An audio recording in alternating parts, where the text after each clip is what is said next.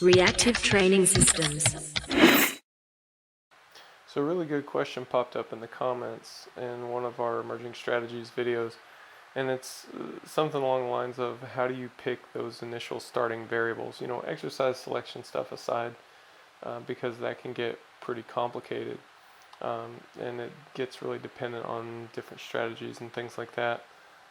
So with that stuff aside, how do you pick those initial starting variables, things like volume and intensity? Well, the way that I pick those to begin with, let's say that I've got a new lifter and I know very little about them. So those initial intensities a lot of times are determined by training history, if I've got a good training history on them. And after that, it's a lot of intuition, I suppose. And we've been trying to figure out some ways that we can have a better answer than just intuition, although I don't think that's necessarily a bad answer. I think, if you take somebody who's been coaching for a long time, I tend to have pretty good results in those first couple blocks. Now, there's a lot of factors that factor into that as well, right? Like the lifters that I'm working with are not exactly a random sample.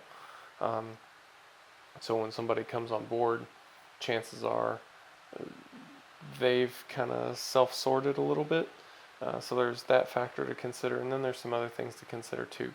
All that aside, I do think that a coach's experience leads you to a better outcome than coaches without that experience. But we're trying to do better at systematizing that sort of process.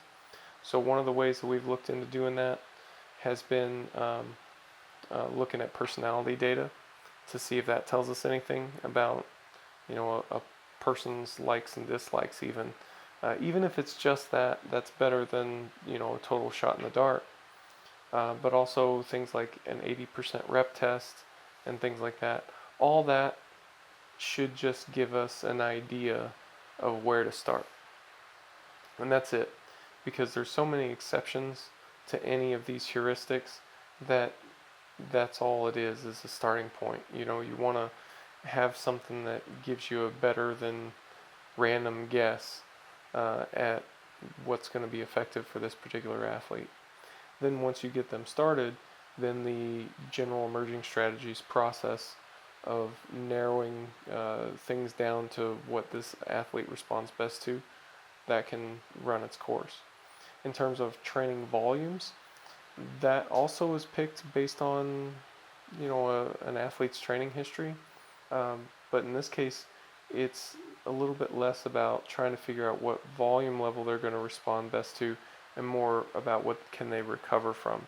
So again, their training history is going to come in really handy for that one, but we also know that from a stress index standpoint, which a lot of you aren't going to know what I'm talking about here, but I teach about a concept called stress index in RTS Classroom.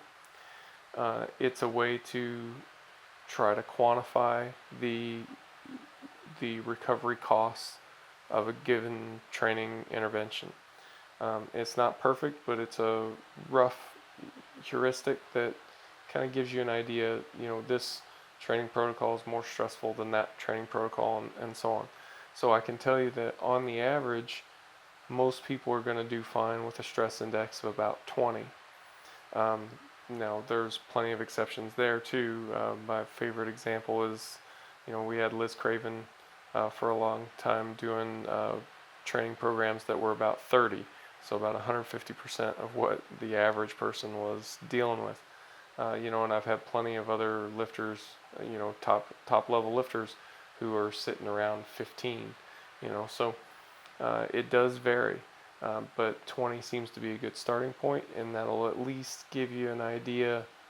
It'll at least put you in the ballpark, and then again, like with everything, that first training block is going to be a huge learning experience on multiple different levels, and you're going to make some changes, make some adaptations as you go forward after that.